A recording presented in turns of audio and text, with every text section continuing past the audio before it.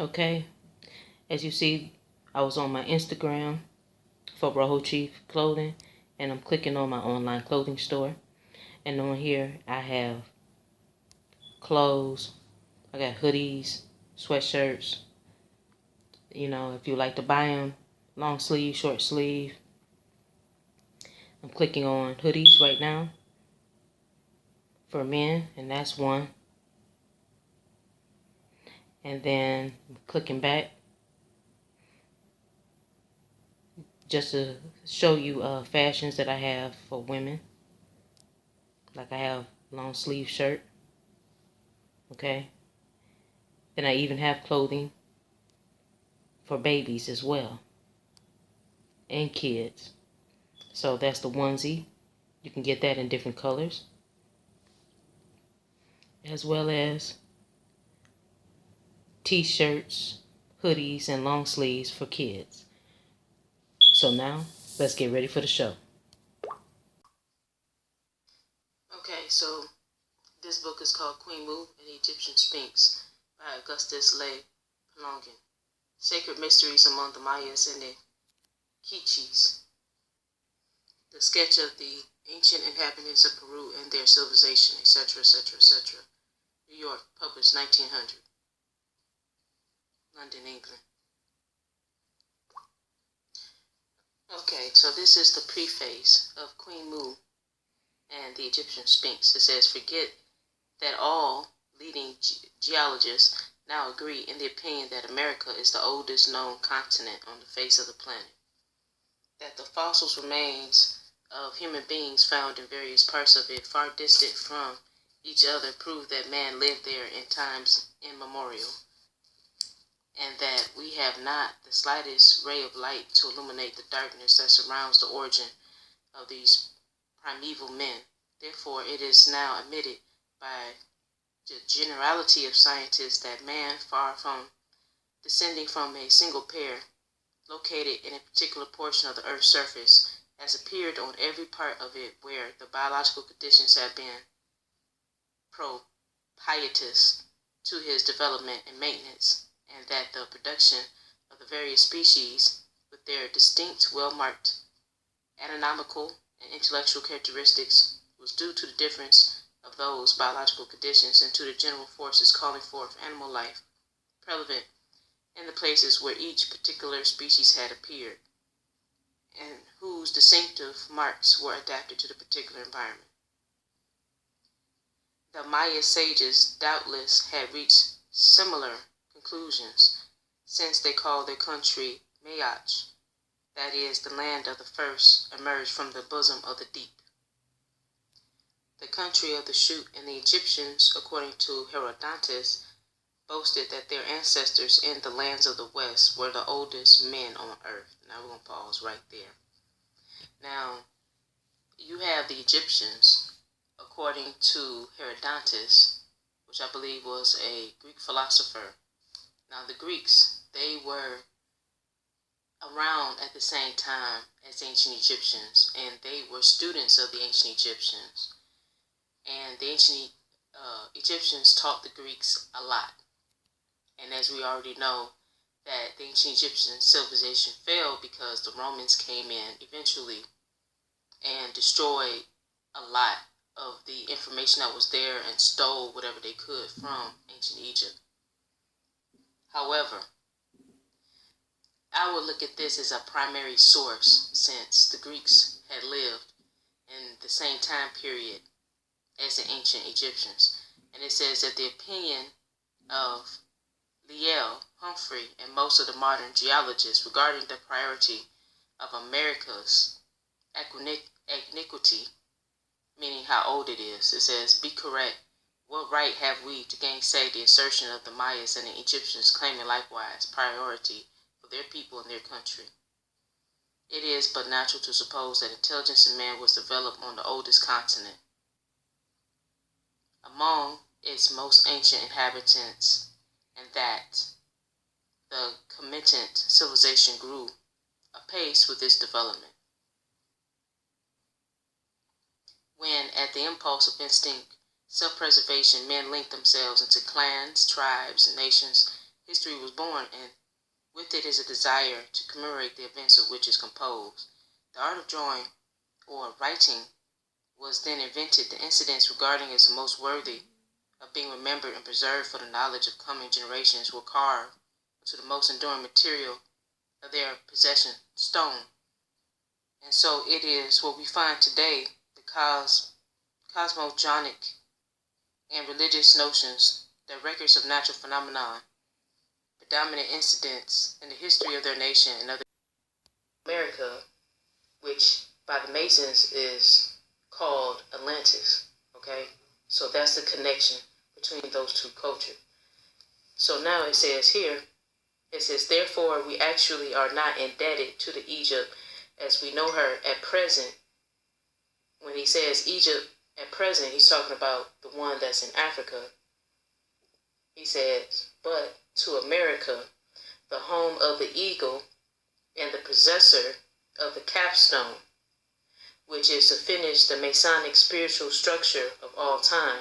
Now the capstone that they're talking about the all-seeing eye that you see on the back of the dollar bill.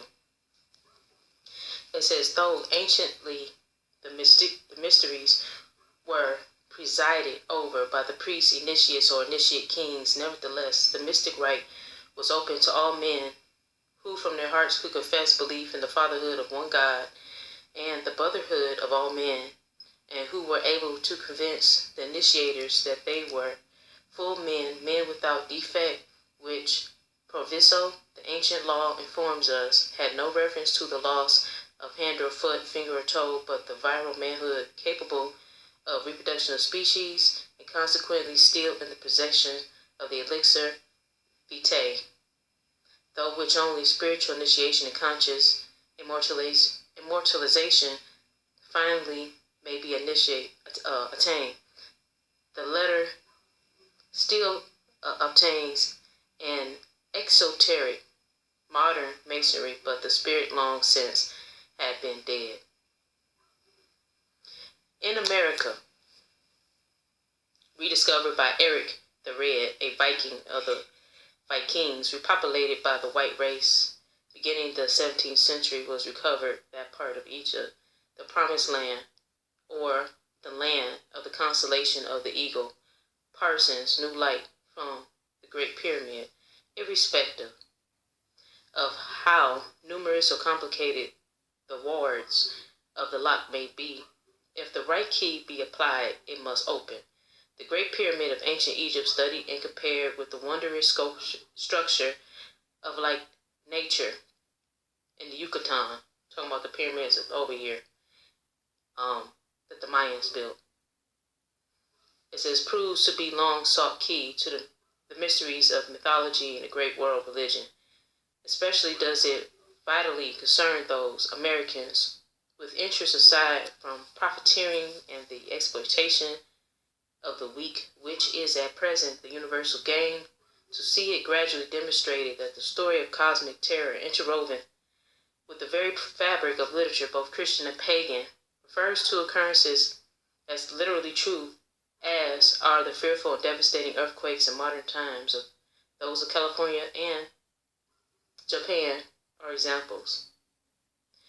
These stupendous events were connected first with a great destruction and recovery of equilibrium in the solar system. Secondly, the consequent sinking of the Atlantis, part of which remains as part of America.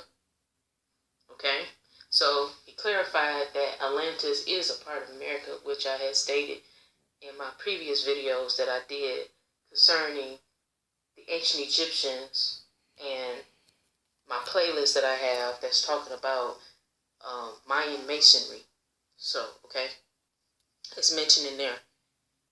It says, anyways, it says, when the globe became involved in consequence of the defiance by the Atlanteans of natural and divine law.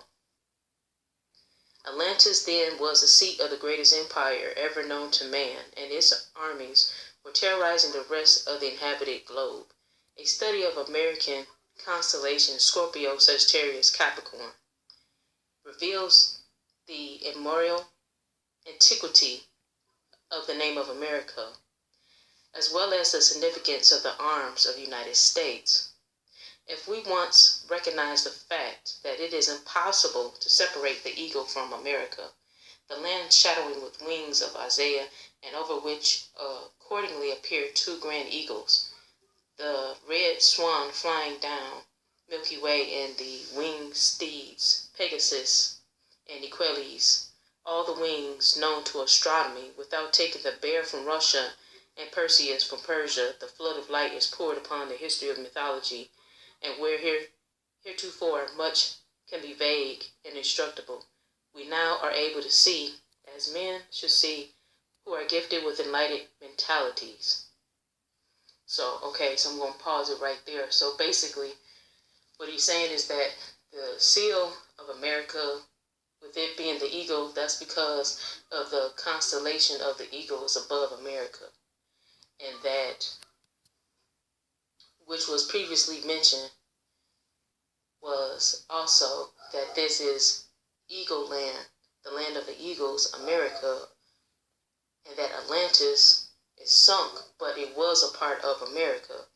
And that what the Mason is saying is that they're saying that they owe their Masonic teachings and sciences and mathematics, that they owe it to Egypt of the West, aka Atlantis, which is America, and not the Egypt that exists in the East. Okay, this is from the National Museum of the American Indian. It says facts about Native Americans and the foods indigenous to Western Hemisphere.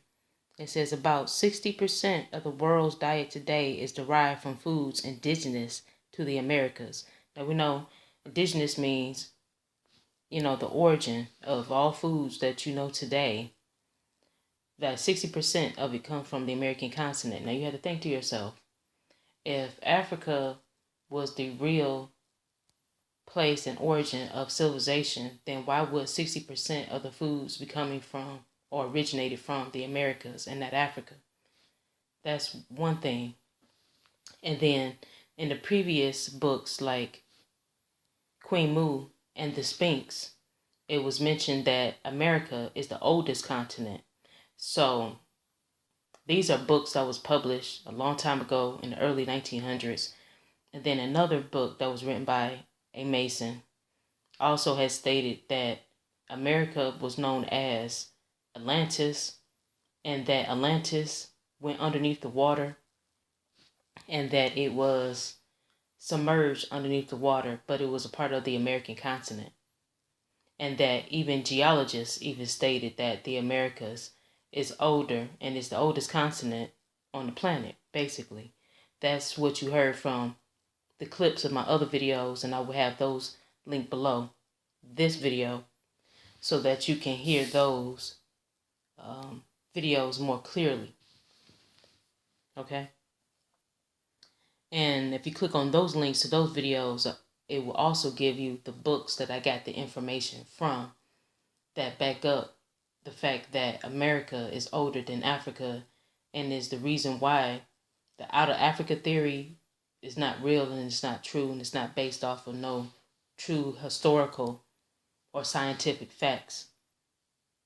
So anyways, it says about 60% of the world's diet today is derived from foods indigenous to the Americas, including potatoes, sweet potatoes, peppers, chilies, tomatoes, corn, beans, squash, pumpkins, peanuts, wild rice, pineapple, avocado, papaya, pecans, strawberries, blueberries, cranberries, sunflowers, and even chocolate. And what they didn't mention coffee. Coffee also is indigenous to America, as well as watermelon. Okay, watermelon is also indigenous to America. But anyways, it says long before 1492, native peoples across the Americas have cultivated more than 300 food crops, and farming was an integral part of their lives. Native Americans throughout the hemisphere were skilled plant breeders. Using agricultural techniques of selection and adaptation, Native Americans were able to develop plants that were specific to their geographic region. For example, near the current U.S.-Canadian border, tribes developed corn that matured in 60 days because of the short growing season. The indigenous people, what is now Veracruz, Mexico, first developed the complex process for converting the pods of the vanilla orchid into the vanilla that is commonly used into the cooking today. They managed to keep the process secret from the Spanish for hundreds of years after their arrival. Native people have grown and traded corn or maize for more than 10,000 years. Maize originated in the Tehucan Valley of present-day Mexico, where native people cultivated the seeds of wild grass called tisente. From this, they developed over 250 varieties of maize, and through trade, this cultivation spread throughout the Americas. In many Native American languages, the word corn means our mother or our life. The blueberry, one of the oldest foods in the world, is indigenous wild plant from North America. Most of the blueberries that are currently sold at the grocery stores are domesticated from the same type of wild blueberries that were gathered by North American Indians. Peanuts are native to the Caribbean and were domesticated before 3000 BC by the Arawak. Because they did not like the taste of peanuts, Spanish explorers refused to eat them and instead chose to export them to West Africa, where they became a culinary staple. The word squash comes from the Narragansett word aku akash, meaning green thing that is eaten raw. Squash plant originated in the southern region of the present-day Oaxaca, Mexico, where seeds have been found dating back to 7,849 BC. Native farmers cultivated various types of squash all over North and South America, including acorn, butternut, and Hubbard squash varieties and pumpkins. Many American Indians refer to squash, corn, and beans as the three sisters. Native people recognize this then symbiotic relationship between these plants and practice a technique called companion planting, where they would grow the three crops together. The tall corn stalk provides a natural trellis for the beans, and the beans take nitrogen from the air and put it into the soil, feeding the corn, beans, and squash plants. And the squash plant's large, low-lying leaves protect the roots and the soil and discourages other plants from spreading and choking the corn roots. Spirulina, a blue-green algae, was harvested from the lakes by the Aztec and dried. Algae contained 17% protein and were a staple in their diet. Today, health food stores sell this algae. The Maya were the first to turn cocoa beans into chocolate and invented the four-step process that removed the bitterness from the cocoa beans. Modern manufacturers ferment, dry, and roast cocoa beans and extract chocolate in much the same way as the Maya and Aztec growers did. The Aztec and the Maya also used cocoa beans as a form of currency to buy goods and services and pay wages. In 1545, a turkey was worth 100 cocoa beans. Tomatoes were the first domesticated in what is now Mexico and Peru as early as 700 AD. The Aztec later combined them with chiles. The Spanish called the combination salsa. Chiles were gathered in the wild form in Mexico as early as 7000 BC and were being cultivated there before 3500 BC. The word Chile is derived from the Nahuatl language. The domesticated turkeys that we eat today at Thanksgiving are bred from two species indigenous to the Americas. The Milagris Gallo-Pavo of the eastern United States, portions of southern Canada and North Mexico, and the M. ocellata, which is found in Yucatan, Belize, and northern Guatemala. The turkey is believed to have been domesticated in Central America about 3,000 years ago. Although flour from wheat grain is now widely used throughout the Western Hemisphere, the indigenous people of the Americas have been using flours from other sources in their cooking for a long time. Until the 1500s, acorn and mesquite flours were staples for the tribes of the southwestern United States, Great Plains, and Plateau. Communities used flours extracted from cattail and wapato plants. Okay, so I'm going to leave it there. I'm going to put the link below so you guys can read this PDF for yourself. If you like this presentation, please subscribe to my channel and hit the notification bell.